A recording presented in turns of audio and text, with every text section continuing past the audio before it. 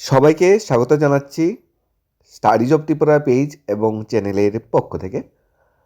মন্ত্রিসভার নতুন সিদ্ধান্ত নিয়েছে। মন্ত্রিসভার সিদ্ধান্তে রাজস্ব দপ্তর থেকে নতুন চাকরির অ্যাডভার্টাইজমেন্ট বেরিয়েছে। মন্ত্রিসভা কী সিদ্ধান্ত নিয়েছে, কী কী পোস্টে বিজ্ঞাপন বেরিয়েছে, এজ কী, কোয়ালিফিকেশন কী, স্যালারি কত, সমস্ত কিছু অ্যাপ্লিকেশন প্রসেস সমস্ত কিছু আমরা দেখে নেব। কী কী পোস্টে ভ্যাকেন্সি বেরিয়েছে রাজস্ব দপ্তর থেকে, সেটা হলো যেরকম তহসিলদার আছে, তহসিলদার, আমিন, রেভিনিউ ইন্সপেক্টর, সার্ভেয়ার, এই পোস্টের ভ্যাকেন্সিগুলো বেরিয়েছে, বা অ্যাসিস্ট্যান্ট সার্ভে অফিসার, এই ধরনের পোস্টের ভ্যাকেন্সিগুলো বেরিয়েছে। এগুলি গ্রুপ সি ক্যাটাগরির পোস্ট এবং গ্রুপ বি ক্যাটাগরির পোস্ট।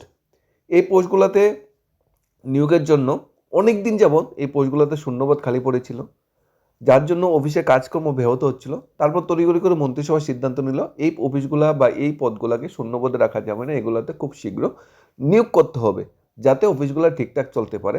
অর্থাৎ গুড নিউজ চলে এসেছে, নতুন চাকরির বিজ্ঞাপন চলে এসেছে। এখন ডিটেলস বিজ্ঞাপনটা আমরা দেখে নেব, কী কী পোস্টে ভ্যাকেন্সি বেরিয়েছে সেটা দেখে নেব। সবচেয়ে প্রথম আমরা ভ্যাকেন্সিগুলো দেখে নিই, কী কী পোস্টে ভ্যাকেন্সি বেরিয়েছে। Assistant survey officer group B gazetted post এটা। Revenue inspector group C non gazetted post. Revenue inspector টিপিসির মাধ্যমে নিয়োগ হয় সবাই জানে। অ্যাসিস্ট্যান্ট সার্ভে অফিসার টিপিসির মাধ্যমে নিয়োগ হয় সবাই এটা জানা। সার্ভেয়ার, তহসিলদার, আমিন, এগুলি তো বর্তমান সরকারের সময় আর নিয়োগ করা হয়নি, কিন্তু এগুলা ওই জিআইবিটির মাধ্যমে নিয়োগ করা হওয়ার সম্ভাবনা বা প্রবল। এখানে অ্যাসিস্ট্যান্ট সার্ভে অফিসারের জন্য যে স্যালারি স্ট্রাকচার ধার্য করা হয়েছে 50,000 টাকা, রেভিনিউ ইন্সপেক্টর 40, সার্ভেয়ার 35, তহসিলদার আমিন 30,000 টাকা বেতন ধার্য করা হয়েছে। কীভাবে নিযুক্ত হবে, এখানে কি কোনো রিটেন এক্সাম হবে?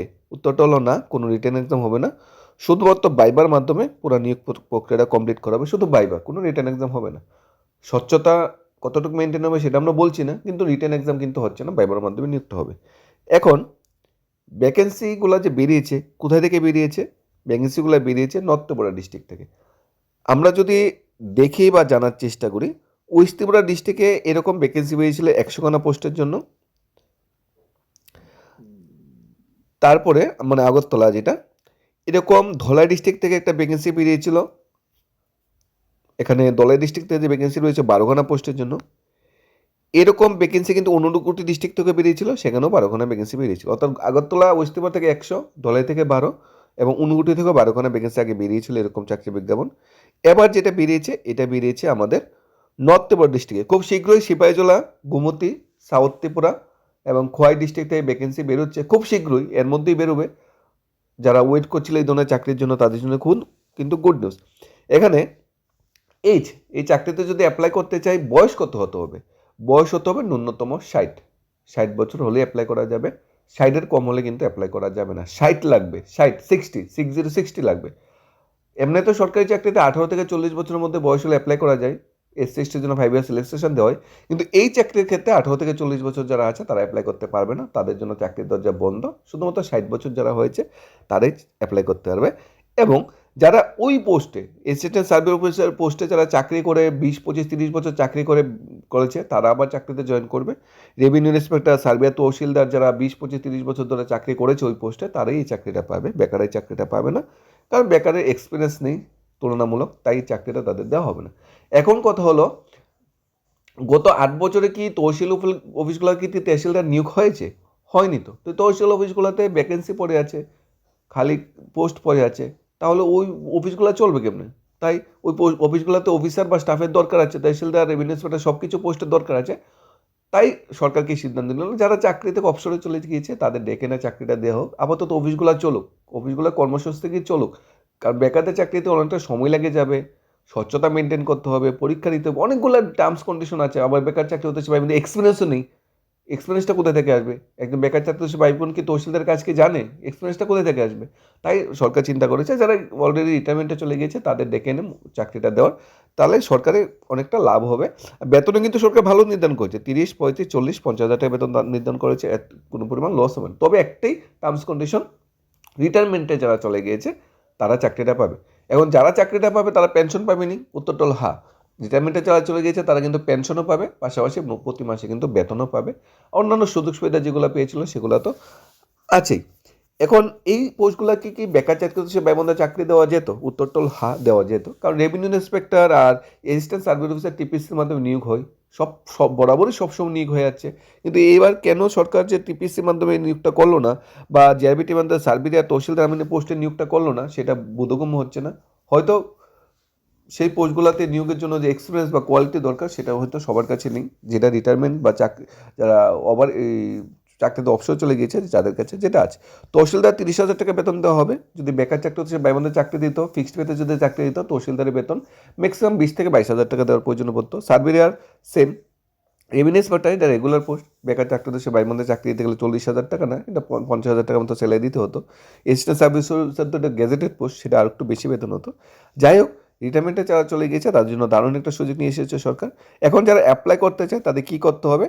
এই যে north Tripura district official website, সেটা যেতে হবে, সেটাতে গিয়ে বায়োডাটা ফর্মটা কালেক্ট করতে হবে। সাথে আমি রিটায়ারমেন্টে চলে গিয়েছি, আমার রিটায়ারমেন্ট যে ডকুমেন্টগুলো আছে এমপ্লয়ি থাকার সময় এই ডকুমেন্টগুলো অ্যাটাচ করে দিতে হবে। পিআরটিসিতে যা আছে এসসি সার্টিফিকেট, কোয়ালিফিকেশন সার্টিফিকেট সবগুলো অ্যাটাচ করে 7 মার্চের মধ্যে নর্থ ত্রিপুরা ডিস্ট্রিক্টে এনে জমা দিতে হবে। এখানে 10 মার্চ ইন্টারভিউ ডেট ধার্য করা হয়েছে। এখানে নর্থ ত্রিপুরা ডিস্ট্রিক্টে ভ্যাকেন্সিটা এসেছে। আমরা যারা অন্য অন্য ডিস্ট্রিক্টে ওয়েট করছি সেই ডিস্ট্রিক্ট থেকে ভ্যাকেন্সিটা আসবে। অর্থাৎ ইন ফিউচার তহসিলদার রেভিনিউ ইন্সপেক্টর যে পদগুলো আছে এগুলি অবসরত কর্মচারীদের জন্য মানে স্যাংশন করা হচ্ছে। ইন ফিউচার হয়তো এই ধরনের পোস্টে আর বেকার চাকরি হতে সে ভাই বোন হয়তো চাকরি পাবে না, কারণ রিটায়ারমেন্ট যারা চলে গেছে তাদের কিন্তু এই সুযোগটা করে দিচ্ছে বর্তমান সরকার। ধলাই ডিস্ট্রিক্টে অলরেডি লাস্ট ডেট চলে গেছে, 21 ফেব্রুয়ারি পর্যন্ত অ্যাপ্লিকেশন নেওয়া হয়েছিল, সেখানেও সেই ধরনের ভ্যাকেন্সি চলছিল।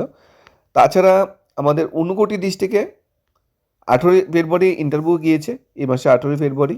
আর ডলার ডিস্ট্রিক্ট 21 ফেব্রুয়ারির মধ্যে অ্যাপ্লিকেশন ডেট ওভার হয়ে গেছে অলরেডি। যারা ইন্টারভিউ দিয়েছে ডলার ডিস্ট্রিক্টে, যারা ইন্টারভিউ দিয়েছে, যারা চাকরি পেয়েছে বা পায়নি তারা ঊনকোটি ডিস্ট্রিক্টে ইন্টারভিউ দিতে পারবে। আবার আমাদের আজকে যে ভ্যাকেন্সিটা বেরিয়েছে নর্থ ত্রিপুরা ডিস্ট্রিক্টও কিন্তু তারা ইন্টারভিউ দিতে হবে। এখানে বেকার চাকরি হচ্ছে ভাই বোনরা যারা রিটেন এক্সামের মাধ্যমে চাকরিতে জয়েন করতে হয়, প্রপার স্বচ্ছতা মেনটেন করে, কিন্তু এখানে কিন্তু রিটেন এক্সামের কোনো বাধ্যবাধকতা রাখা হয়নি।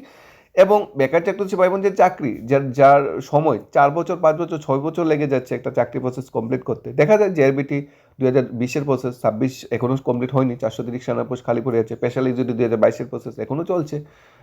জেল পুলিশ ফায়ার সার্ভিস 2022-এর প্রসেস এখনও চলছে। কিন্তু এই যে চাকরিটা অ্যাডভার্টাইজমেন্ট দিল, সাথে সাথে 10 মাস ইন্টারভিউ, সাথে সাথে মার্চ মাসে নিয়োগ, এপ্রিল মাসে 1 তারিখ চাকরিতে জয়েন। অর্থাৎ এই যে চাকরি প্রসেসটা রাজস্ব দপ্তরে যে রিটায়ারমেন্ট যারা চলে গেছে অবসরপ্রাপ্ত কর্মচারী যে নিয়োগ প্রসেসটা, এটা কিন্তু খুব শীঘ্র কিন্তু কমপ্লিট করা হচ্ছে। একদম দ্রুত প্রক্রিয়ার মাধ্যমে কমপ্লিট করা হচ্ছে, যাতে বেশি দিন বসে থাকতে নয়। আর এখানে কিন্তু অ্যাপ্লিকেশন করতে কোনো ফিসের কথা কিন্তু বলা হয়নি। যেখানে জেআইবিটি, টিপিসি, টেট চাকরি ফর্ম ফিল আপ করতে একটা টাকা বা অর্থের প্রয়োজনীয় ফিস লাগে, এখানে কিন্তু সেই ফিসের কথা বলা হয়নি। এখানে অর্থাৎ ফ্রিতেই আমরা চাকরি ইন্টারভিউ দিতে পারবো, ফ্রিতেই আমরা চাকরি পেয়ে যাবো। এখানে রিটেন এক্সামও লাগবে না এবং 1-1.5 মাসের ভিতরে কমপ্লিট হয়ে যাবে। এখন 2-3 বছর আর চাকরির জন্য ওয়েট করতে হবে না। তাহলে খুব শীঘ্রই সিপাহীজলা ডিস্ট্রিক্ট থেকেও আসছে, নর্থ ত্রিপুরা ডিস্ট্রিক্ট থেকে চলে এসেছে, সাউথ ত্রিপুরা ডিস্ট্রিক্ট থেকে গোমতী, খোয়াই ডিস্ট্রিক্ট থেকে খুব শীঘ্রই tehsildar surveyor, revenue inspector, assistant service পোস্টের ভ্যাকেন্সি বা অ্যাডভার্টাইজমেন্ট আছে। সবাইকে ধন্যবাদ। এবং এই ধরনের চাকরির যে অ্যাডভার্টাইজমেন্টগুলো যদি প্রতিনিয়ত আসতে থাকে, যেখানেই ভ্যাকেন্সি এখানেই যদি অবসরপ্রাপ্ত কর্মচারীদের সুযোগ করে দেওয়া হয়, তাহলে বেকার চাকরি সে ভাই বোনদেরও ভাবতে হবে যে আমরা কি করব। ধন্যবাদ।